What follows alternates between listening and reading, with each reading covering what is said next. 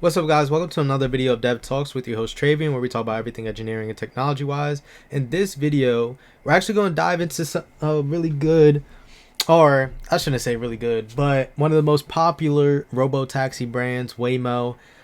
If you don't know, they're like self-driving taxis that go everywhere. I've actually had some experience being around them. I haven't taken one yet, but I'll dive further into that later. But without further ado, don't forget to like, comment, subscribe, and share, and let's dive right in. Building a robotaxi future. Step outside the main terminal at Phoenix's Sky Harbor Airport to the rideshare zone on a hot spring day, and you'll catch a glimpse of a fast-approaching future. Driverless Waymo robotaxis queuing alongside human-driven Ubers and Lyfts to take waiting passengers to their next destination.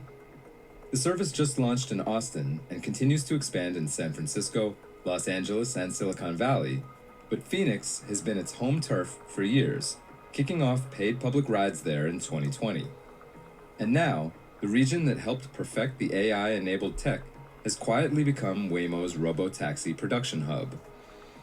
About 20 minutes east of Phoenix's airport in Mesa, Arizona, is a 239,000 square foot factory that opened in October.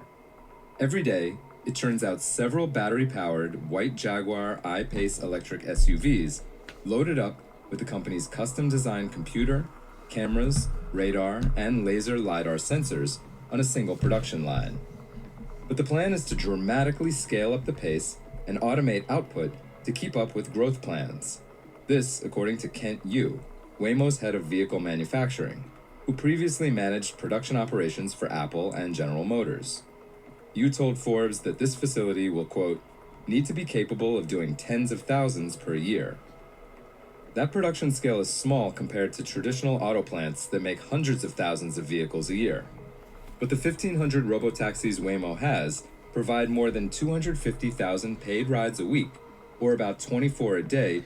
I did not know that many rides were given. So, for some context, when I've gone to San Francisco for like work or anything, there's Waymos everywhere, like in San Fran, and I wasn't aware that many people trusted taking them, and that kind of shows the overall market that robo taxis are gonna actually have.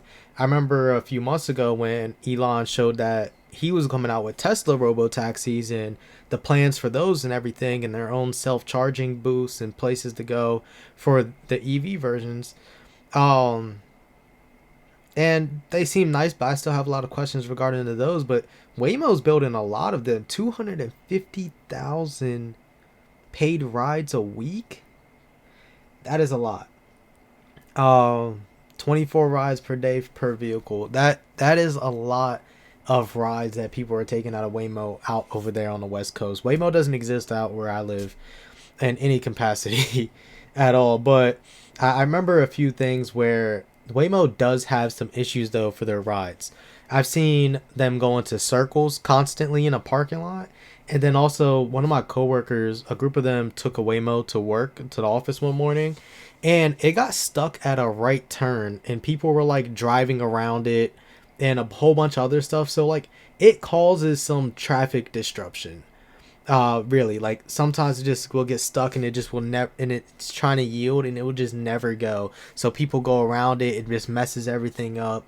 You have to contact the support people while in the cars and things like that, and it can make you late. So it definitely has some disruption. People drive around them and do a bunch of other crazy stuff that you have to watch out for. But I'm guessing these scenarios help train them to become better. And where will they be in 10 years? Maybe everybody will be using robo taxis in 10 years. Who knows at this point? Because if why tip, my thing is like you don't have to tip a robo taxi, probably. So why would you call it Uber or Lyft if you can just get in a robo taxi and you don't even have to worry about the tip? It's not gonna argue about where to go. It's not gonna choose. It's not gonna have the mind to be like, no, I don't want to drive that far. Only if it doesn't have the charge to go that far, but it can just go to another plant if a plant's close enough for it to park and go somewhere else and do some other work and things in that manner. But I think this is all quite interesting in my mind. But let's continue on. I want to hear more about what they have going on. That's a shock. I didn't know it was that much. Per vehicle, vastly more than personal cars and trucks that are driven only a few times a day. And by the time the Mesa factory gets 10,000 Waymos on the road, the fleet could be booking 250,000 rides a day. That's well over 1.5 million a week. At that scale, Waymo's annual revenue could jump to $2 billion, up from a Forbes estimate of $100 million last year. The company declined to comment on those estimates. Yeah, why would The you? multi-million-dollar Mesa facility, Waymo won't say exactly how much it's investing, is vital to the Alphabet Inc. unit's growth goals. After years of testing and pilot programs stretching back to 2009, powered by 3 funding rounds that raised over $11 billion, not to mention the untold billions more Google poured into the program between 2009 and 2020, Waymo finally became a real business last year. In 2024, it expanded paid rides from its Phoenix operations to San Francisco and Los Angeles, followed by Austin in March. And as it keeps building up in those cities, adding more vehicles and covering even larger service areas, it's preparing to launch this summer in Atlanta and in Miami and Washington, D.C. next year.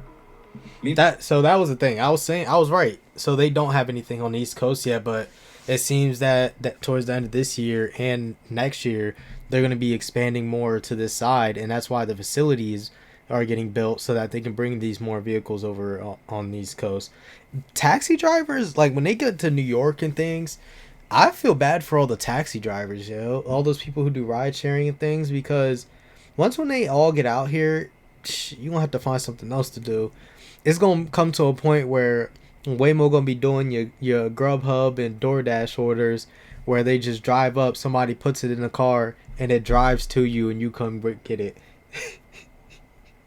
It's gonna come to that point, Like, if you're doing any of that stuff, I would be looking for some other stuff. I'll be getting a new skill. I'll be trying to work and do something else, because this market's getting disrupted.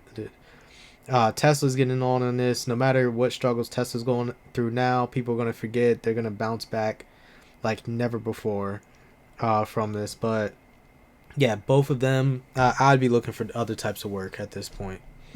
Meanwhile, Waymo is also testing in Nashville and Tokyo.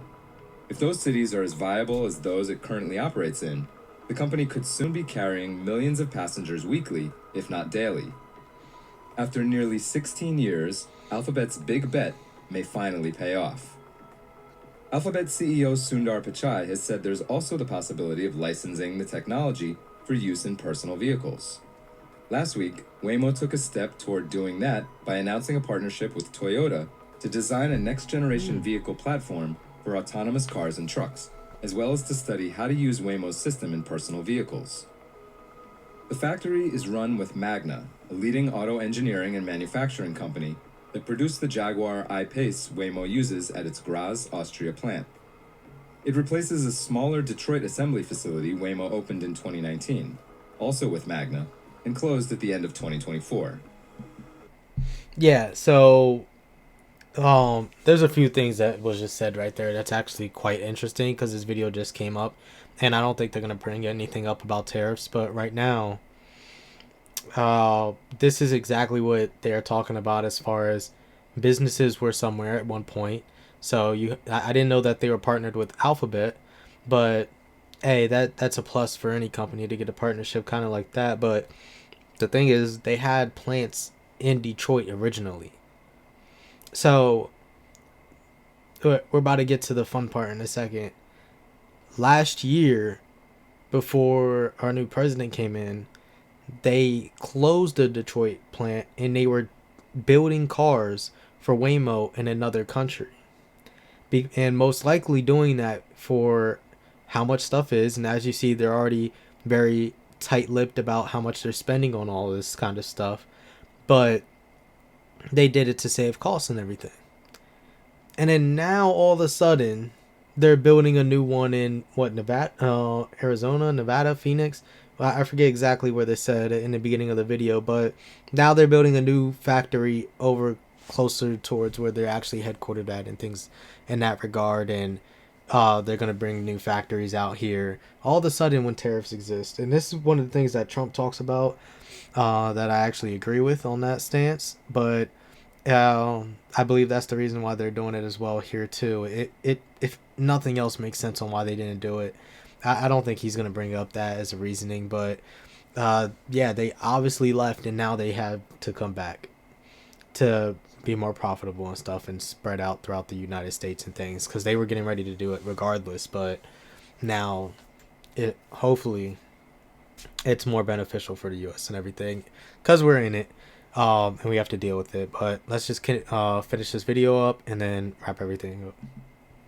Inside the cavernous space, there are no conveyor belts or loud metal stamping you'd see at traditional assembly plants. The work pace is steady, but not high volume. Raw cars roll into the building at one end, with plastic covers on the body panels over pre-cut sections where sensors will be installed. They enter a manual assembly line where dozens of workers remove those covers, bumpers, and other exterior components to begin the process of carefully installing an electrical wire harness, computers, sensors on each corner of the vehicle, and Waymo's telltale so-called top hat unit, housing the main laser LiDAR for 3D vision, multiple cameras, and audio sensors. For full coverage. So that's about it. But the last thing, these toppers for the Waymo thing, they look familiar, right? It makes sense why they're partnered with Google, because Google already has these kind of top parts for their Google Maps trucks. I did a video, or vehicles. I did a video on this on the Google thing, and them being partnered with Alphabet, it makes sense that they will be using somewhat of probably the same technology in this stance to do that, especially with all the road data that Google has, to especially when they used it to build out all these maps for the streets and things like that. So I actually think that is a wonderful partnership, and it makes perfect sense on why they would do something like that and partner with Google. Overall sense, it just hits better than anything else in my opinion. But let me know what you guys think in the comments down below. Don't forget to like, comment, subscribe, and share. I really appreciate every single one of you guys. It means a lot to me. I've been playing a lot of catch up with the channel and everything. Not too much news everywhere, but definitely figuring out more stuff to do. And speaking about covering more stuff, if there's anything that interests you and you want me to react to it or have any suggestions, send me an email at devtalkspod@gmail.com. That will be in the description down below. And without further ado, peace. See y'all next time.